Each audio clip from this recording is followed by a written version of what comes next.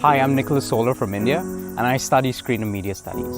New Zealand is one of the safest countries in the world today, and that's one of the reasons why I'm studying here. When I first arrived, I was dumbfounded by how huge the campus is. I think I was more impressed with my department's facilities and all the equipment that I had access to.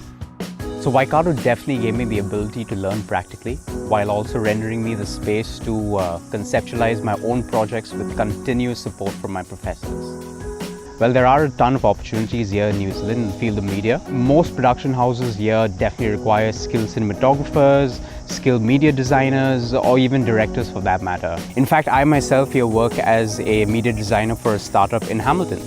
Well, I would love to work for Weta Digital, but in the meantime, I have been concentrating on setting up my own production house in New Zealand and working as an independent filmmaker.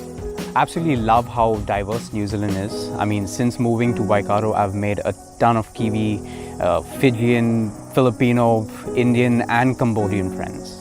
I would definitely recommend studying here. Do come and join me at the University of Waikato.